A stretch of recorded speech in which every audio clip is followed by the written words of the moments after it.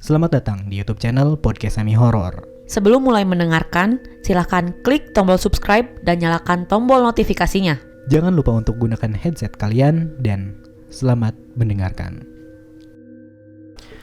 Selamat datang, welcome di Welcome Back. Ganti nama. Selamat datang kembali di podcast Semi Horor. Episode 59 yang tidak akan pernah diulangi lagi. Episode 59 adalah sebuah episode. Ya. Sebelum episode 60 kita harus menyelesaikan dulu episode 59. Begitulah. Dan kita tak pernah bosan untuk mengingatkan kepada kalian untuk stay safe, stay healthy, and Stay with Podcast Semi Horor. Sudah tentunya. di akhir-akhir kuartal pertama 2022 ini kasus COVID-19 varian baru ya, Iya. Omicron semakin meningkat. Bahkan kemarin gua baca di Jepang tuh udah 70.000 kasus per hari. Waduh, parah. Karena si Omicron ini cepat ya penularannya. Dan juga tingkat kesembuhannya juga cepat kalau kita fight dan mengikuti protokol. Ya. Di episode kali ini kita bakal bacakan sebuah cerita yang didapat. Marilah kita bersama-sama menyimak. Selamat mendengarkan. Selamat malam. Halo, aku AR atau AR. Ya. Kali ini aku bakal cerita about nightmare yang aku alamin beberapa waktu yang lalu. Akhir-akhir ini aku sering mimpi buruk. Dan aku bakal ceritain yang mungkin bisa dibilang paling berkesan buatku. Kejadiannya belum terlalu lama sih. Kalau nggak salah pas bulan-bulan terakhir pembelajaran jarak jauh atau belajar online. Hari itu agak lain. Aku begadang lebih lama dari waktu biasanya. Itu sekitar jam 12 ke atas. Awalnya semua kerasa biasa aja sampai tiba-tiba aku kebelet pipis. Ini bukan pertama kalinya aku kebelet pipis di tengah malam. Sebelum-sebelumnya, aku juga sering kebelet pipis di tengah malam. Aku keluar dari kamarku dan terus jalan hingga ke kamar ibu. Seperti biasa, aku ketuk pintu kamar ibu sambil manggil, "Bu, ibu, anterin ke kamar mandi." Iya. Jujur aku takut ke kamar mandi sendirian pas tengah malam. And FYI, letak kamar mandi sama kamar agak jauh. Harus lewatin 2 kamar dulu. 2 kamar kosong dan kamar buat sholat. Kamar-kamar ini berjejer di sebelah kanan. Terus sebelah kirinya ada ruang tengah sama dinding pemisah area dapur. Nah, yang bikin aku tambah takut adalah yang bikin aku tambah takut ini adalah dinding-dinding pemisah ini. Aku tambah takut lah buat ke kamar mandi sendirian. Pintu dibuka sedikit sama ibu dan ibu mengintip dari selah pintu. Kepalanya doang yang nongol. Matanya kelihatan seger. Beda banget sama orang yang habis tidur. Padahal waktu itu pas aku manggil, kalau nggak salah ibu tuh udah tidur. Beda banget lah.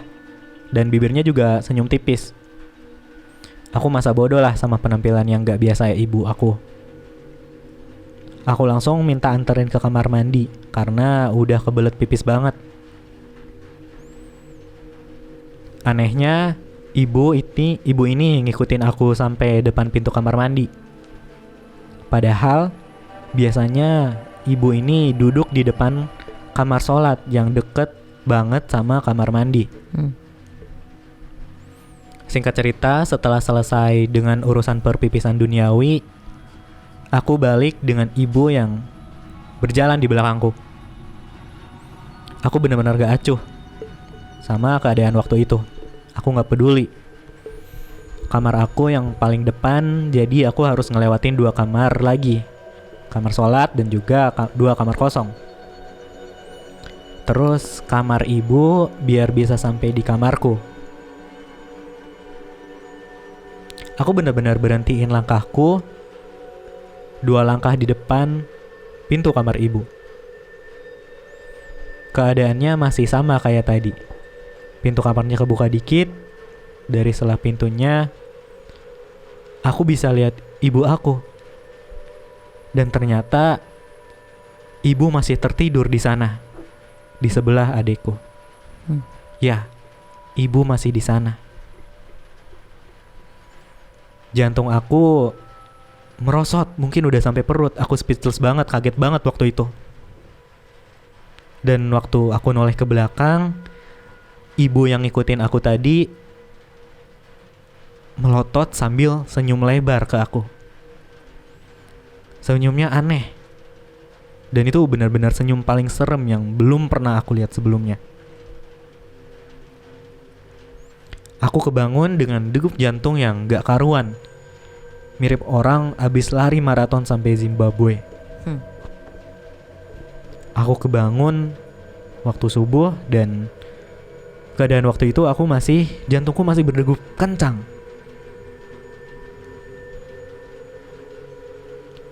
Aku gak ngerti lagi gimana mimpi ini adalah mimpi paling berkesan yang aku alami. Sekian cerita dariku. Terima kasih sudah dibacakan. Sukses terus podcast Semi Horor. Terima kasih. Amin. Terima kasih. Sama-sama. Mimpi adalah kunci untuk kita menaklukkan dunia. Iya. Menarilah dan terus tertawa. Hahaha. Walau dunia tak seindah surga. Hihihi. Bersyukurlah pada yang kuasa. Cinta kita di dunia selamanya. Amin. Sebuah lagu dari Niji dengan judul Laskar Pelangi. Mimpi. Jadi si AR ini bermimpi nih.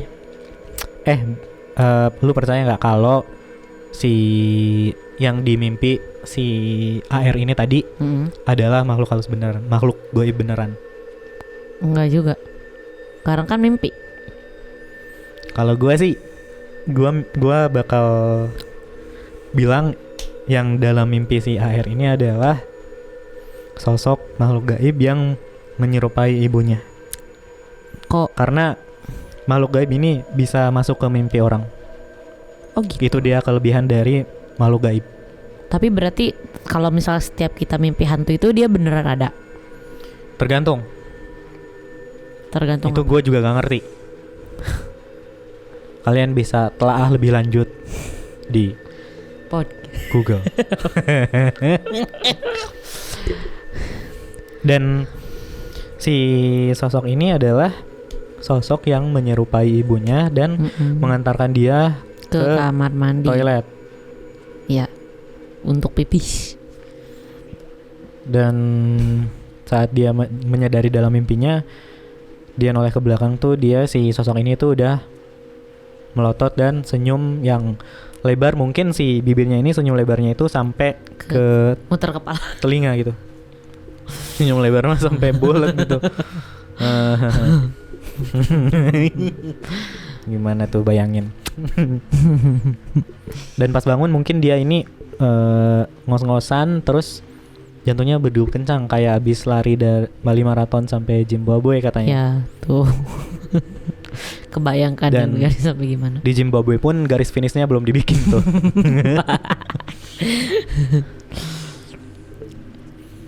Dan ngomongin soal mimpi nih. Mimpi apa yang bisa jadi kunci. Mimpi adalah kunci. Betul sekali.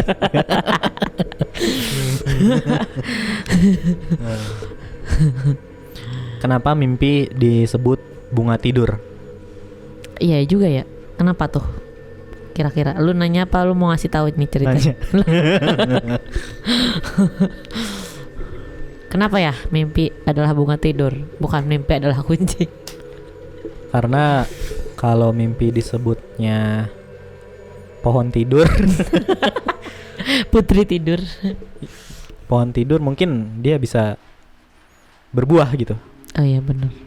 Kalau bunga kan gitu-gitu aja ya. Kalau bunga kan bisa mekar, bisa kuncup, bisa layu. Dan bisa dalam mati. ini pohon juga bisa ini sih. Jadi apa bedanya? Gak ada buah doang.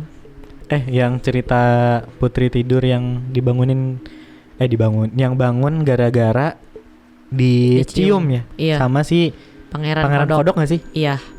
Til. Dan si putri tidur ini bermimpi bertemu sosok kodok raksasa. Ini lo ngarang dah kayaknya. Jadi dalam mimpinya si kodok raksasa ini menampakkan diri ke dia, terus dia mencoba menciumnya. Dan pas bangun dia udah dicium sama si pangeran kodok yang awalnya tuh jadi kodok ya. Pangeran kodok awalnya dari kodok kan? Ya iya masa dari kambing. Ya, si pangeran kodok ini adalah sosok siluman kodok yang tadinya jadi kodok dan berubah menjadi pangeran setelah mencium. Iya. Apa pas mencium udah jadi pangeran? Enggak. Pas udah nyium dia jadi pangeran. Ada juga cerita yang si kodoknya dicium terus jadi pangeran. Apa tuh ceritanya lupa gua. Disney. Pernah dengar nggak? Pernah lihat nggak? Pernah nonton nggak? Jadi dia nih kodok. Terus pas dicium dia ini berubah jadi sosok pangeran tampan. Emang kodok ya? Iya, pas dicium. Bener gak sih? Lu pernah dengar gak sih? Kayaknya pernah lihat. Pernah nonton. Apakah ini cerita putri tidur? Jadi sebenarnya yang tidur ini adalah kodok. Jadi si kodok ini dicium oleh putri tidur dan bangunlah si kodok ini jadi pangeran. Capek gue dengerinnya, sumpah. Lu kalau mimpi buruk yang pernah lu alamin, mimpi horor lah. Aduh, banyak. Yang paling horor, yang paling diinget. Gak tau mulai ceritanya kayak gimana. Kalau gue sih kalau mimpi horor tuh Pernah ketemu apa gitu? setan lah. Sangat informatif sekali. Kayak kalau gue mimpi horor, mimpi setan kayak gitu, si ceritanya tuh nggak jelas, kayak nggak tersusun rapi. Tapi tahu kalau itu cerita serem.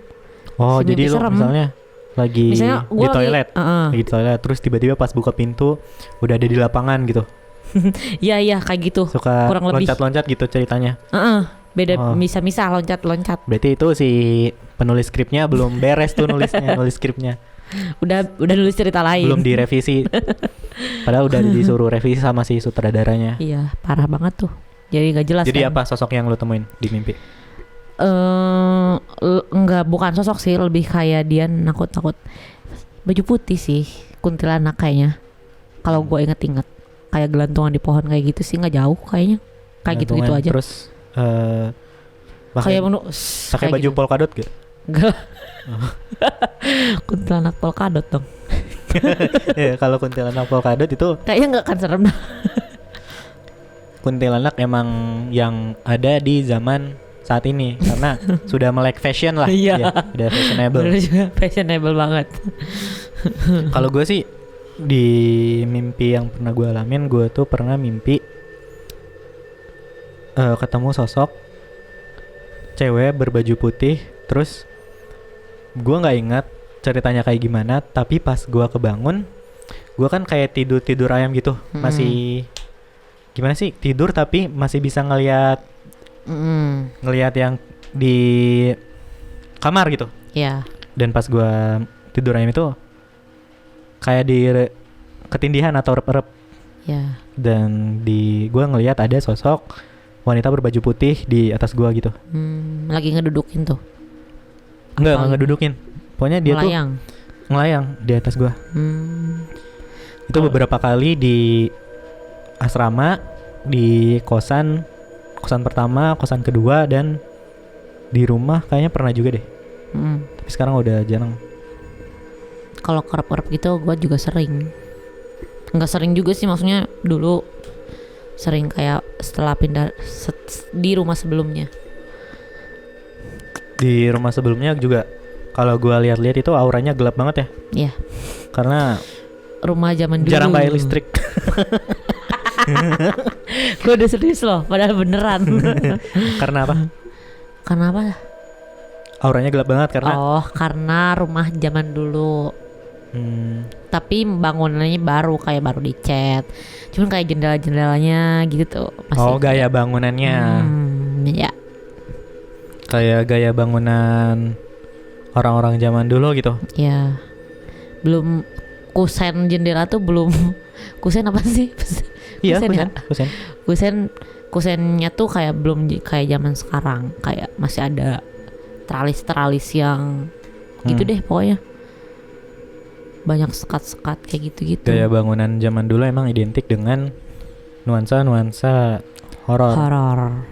Dan rumah-rumah di film-film horor pun banyak menggunakan rumah-rumah zaman dulu seperti di rumah Pengabdi Setan Ya. yang sekarang dijadikan objek wisata dan ditaruhlah di situ mainan pocong-pocongan, gitulah, kepala-kepalaan gitu.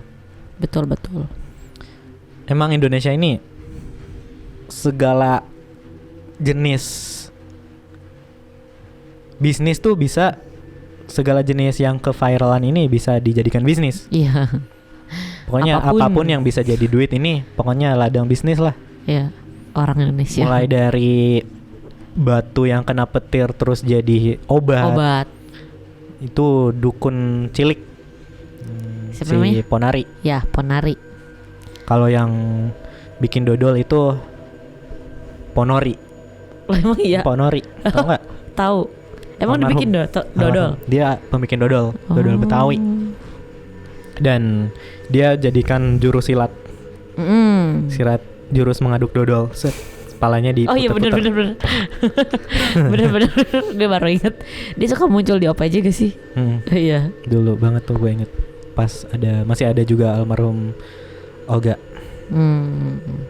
Dan si mulai dari pokoknya semua keviralan dan apapun yang rame dijadiin Bisnis. objek wisata, objek bisnis. Objek bisnis. Iya sih, bener juga. Tapi nggak lama dari itu udah aja hilang. Terbengkalai lah. Ramenya tuh nggak nyampe berbulan-bulan lah. Tapi kalau objek wisata rumah ibu ini sampai sekarang masih cukup lumayan ya? rame. Karena film Pengabdi Setan udah bakal tayang yang kedua. Trilogi yang film yang kedua. Ya. Pengabdi Setan 2. Jangan lupa ditonton. Kita malah promosi dah. Dan kemarin udah akhirnya tayang tuh. Kemarin Apa? KKN Desa Penari. Oh iya, setelah sekian lama ditunda gara-gara Covid pandemi, akhirnya film ini tayang. Sebuah film yang diangkat dari thread dari Mr. Simple Man. Dan film yang unofficialnya pun sampai dibikin film yang lumayan niat sih kalau menurut gua. Tapi lu nonton nggak? Nonton yang unofficialnya di YouTube ada. Lumayan niat dibikinnya, tapi ya gitulah, dengan gaya-gaya yang masih lumayan semi profesional. Bisa dibilang amatir sih. Kalian bisa tonton tuh di YouTube film yang unofficialnya. Tapi gitulah filmnya, beda jauh banget sama film yang dibikin sama si Awi Suryadi. Dan balik lagi ke mimpi, ini adalah mimpi buruk yang dialami si Mbak AR. Mbak apa Mas? Namaku AR tadi sih Mbak. Oh. Dan mungkin ini bisa jadi pelajaran buat kita. Kalau sebelum tidur itu kalau bisa berdoa dulu sesuai keyakinan dan kepercayaan masing-masing. Kalau dalam Islam kan kita bisa wudu, habis itu baca ayat kursi atau lain-lainnya. Dan Gue pernah diajarin tuh kalau sebelum tidur tuh baca doa. Habis baca doa tuh si tempat tidurnya itu Di kebas-kebas. pakai sapu lidi ataupun apapun lah. Dan itu udah jarang banget gue lakuin. Tapi di asrama temen gue masih ngelakuin itu. Keren sih. Tapi gue juga masih kadang-kadang kalau gue inget Iya. kalau kayak tempat tidurnya kurang nyaman, kayak gue kebas-kebasin dulu tuh si kasur-kasurnya, bantalnya. Nggak dapat posisi enak gitu kan. Iya. Aduh ini kok susah banget tidur. Susah Udah tidur. balik sini balik sana. Tetap aja tengkurap, nggak bisa. Nungging nggak bisa tetap. Nungging juga. Nah gue kebas-kebasin tuh, tapi emang kayak efektif sih. Maksudnya manjur gak sih? Habis itu habis dikebas-kebasin segala macem, akhirnya kan efektif ya tidur juga itu karena kita capek tuh udah dikebas-kebasin. Itu masuk akal kan? Masuk akal. Bener juga. Buat sobat-sobat Mirror nih yang pengen kirim cerita boleh langsung aja kirim ke @podcast_semi-horror di Instagram di DM atau klik link di bio kita di Twitter ataupun Instagram. Di Instagram ada @podcast_semi-horror, di Twitter ada @pod_semi-horror, ataupun bisa kirim ke email kita di podcastsemi-horror@gmail.com. Tuh jangan lupa juga subscribe YouTube channel Podcast Semi Horror. Like, comment, share. Dan buat kalian yang pengen komen langsung bisa kalian dengarkan kita di Noise. Karena di situ sudah bisa komen dan juga jangan lupa di subscribe. Ya.